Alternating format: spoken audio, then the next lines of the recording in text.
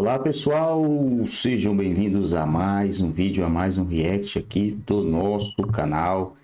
Rapaz, está dando o que falar esse negócio da receita, do tal monitoramento do Pix e de todas as transações.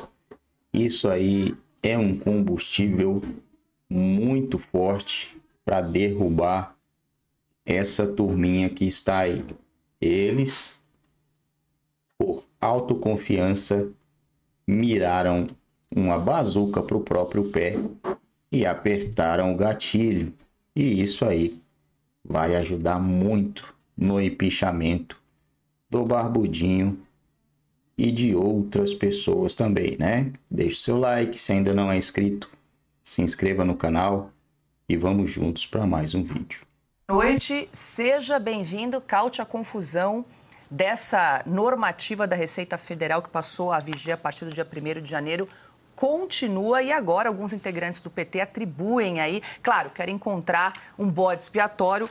Foi para o ministro da Fazenda, Fernando Haddad, atribuiu aí a culpa por essa falha na comunicação para explicar o que realmente está acontecendo em relação a essas novas medidas da Receita Federal para monitorar, sim, as contas bancárias dos brasileiros. Pois é, Paula, essas novas regras vão se tornar a noite das longas facas dentro do PT, né? Boa noite, Paula, boa noite, Silvia, boa noite para vocês também que estão seguindo a gente, boa noite para todos, porque hoje, de fato, começou a guerra dentro do PT para a sucessão de Lula, né? E essa nova normativa, essa nova portaria, né, da Receita Federal poderia ser o estopim para isso. O que aconteceu? O secretário especial da Receita Federal, que é o Robson Barreirinhas, ele assinou esta portaria. Estou até aqui com ela, porque é sempre bom reler cada novidade, né, que vem. Essa portaria foi assinada pelo secretário Robson Barreirinhas e ele atuou como se faz, realmente, um secretário assina um ato normativo interno, não é uma lei, não passa pelo Congresso, é uma burocracia interna que não precisa de aprovação dos deputados, muito menos de aprovação da Casa Civil. É algo que simplesmente, como dezenas e dezenas de portarias de todos os ministérios, acontece de forma corriqueira. Só que nesse caso, esta portaria tem um efeito político bombástico, um efeito político grave, ou seja, milhões e milhões de brasileiros serão atingidos diretamente e perderão boa parte, uma parte relevante da sua renda, das suas entradas, dos seus ganhos por causa disso, porque deverão começar a declarar e pagar o imposto de renda, coisa que não faziam, e muito provavelmente perderão também os benefícios sociais que ganhavam, Bolsa Família, Auxílio Gás, BPC, etc. Eu estava dando uma olhada aqui em alguns dados do próprio IBGE sobre quantos brasileiros potencialmente poderiam ser afetados por esta medida. E aí a gente depois já pode entender um pouco por que essa medida é tão impopular e por que o governo está tão preocupado. Porque falamos de uma parcela importantíssima da população brasileira. Vamos lá. Hoje no Brasil temos cerca de 103 milhões de pessoas que trabalham. Nossa força de trabalho ocupada é de mais ou menos 103, 104 milhões de brasileiros. Os empregados do setor privado são mais ou menos 53 milhões. Só que sem carteira assinada são 14 milhões e meio. Então temos 14 milhões e meio de pessoas que trabalham no setor privado sem carteira assinada. Vocês acham que essas pessoas declararam imposto de renda? Muitas vezes são subempregos, são trabalhos terceirizados, são bicos, né, algumas vezes. Então temos 14 milhões e meio de brasileiros que atuam no setor privado que são potencialmente alvo dessa medida.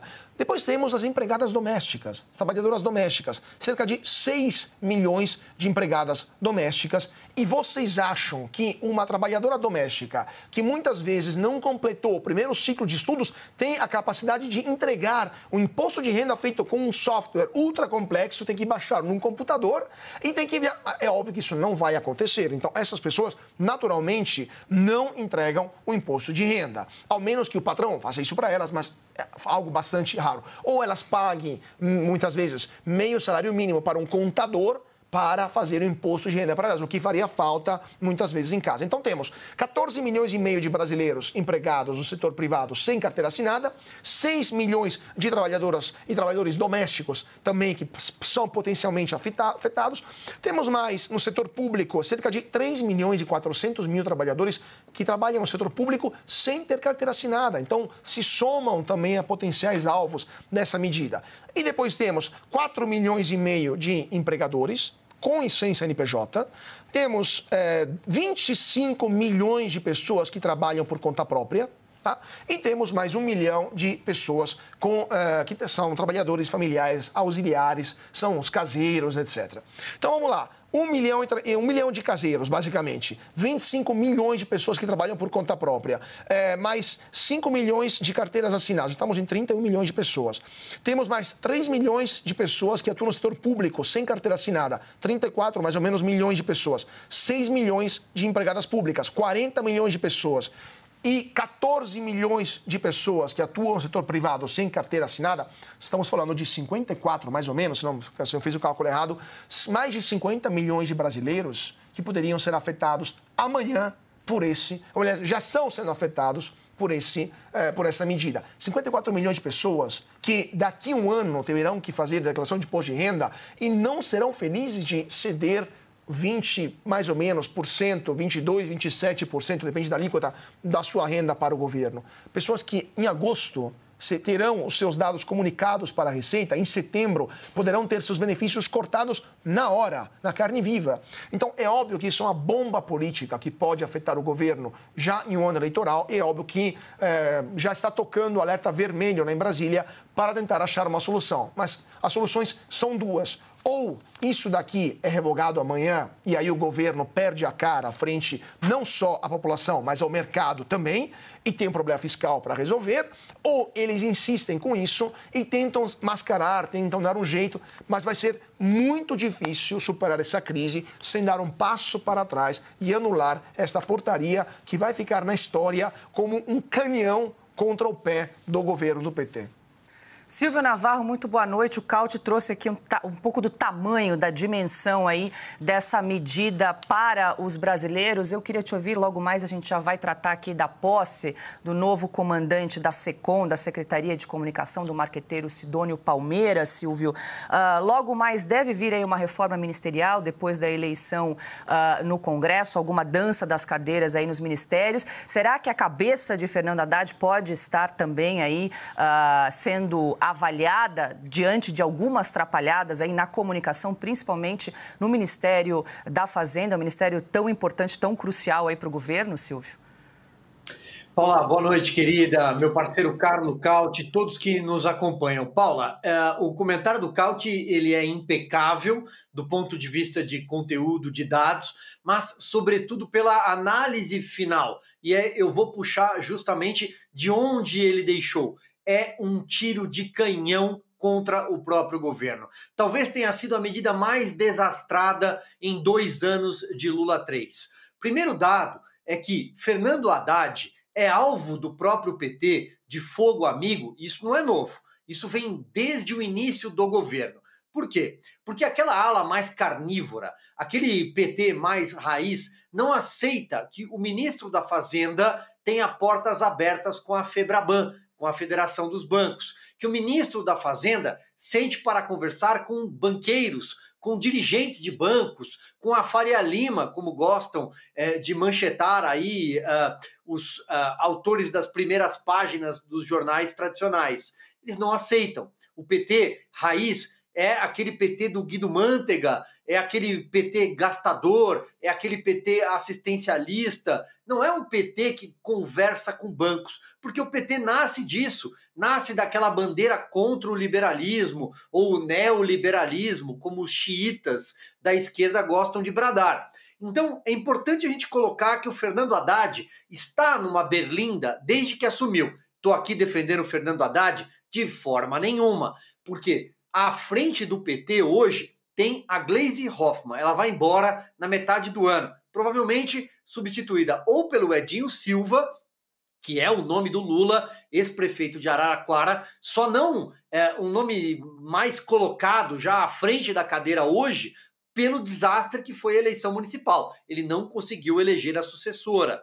E a outra alternativa é o José Guimarães, irmão do José Genuíno, deputado federal, conhecido pelo assessor que tinha dólares na cueca, mas que tem bom trânsito no Congresso Nacional, e seria uma forma do Palácio do Planalto conversar um pouco melhor com as bancadas no Legislativo. Mas onde é que eu quero chegar? A Gleisi Hoffmann é a responsável pela artilharia contra o Fernando Haddad. E eu não preciso discorrer aqui durante muitos minutos. Coloquem no Google, procurem Gleisi crítica Haddad. Só essas três, 2 nomes próprios e o verbo crítica, criticar Haddad. Coloquem, vocês vão encontrar uma série de ataques da Gleisi ou críticas, pode chamar como quiser. Então, ele é alvo do fogo amigo do próprio PT. Esse é o primeiro ponto. Dentro do PT, também existe uma ala que entende que o Fernando Haddad não pode ser o sucessor do Lula e que estar à frente da pasta da Fazenda, embora a economia esteja ali, talvez no seu momento mais capenga desde a eleição e com um horizonte muito turvo, nuvens muito escuras pela frente, o Ministério da Fazenda é uma grande vitrine eleitoral.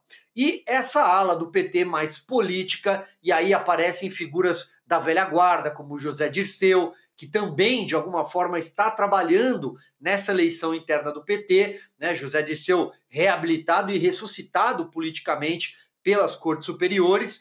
Essa ala entende que o Haddad é um fracasso eleitoral. Ele perdeu a reeleição em 2016 com a máquina na mão. O primeiro prefeito derrotado no primeiro turno para João Dória.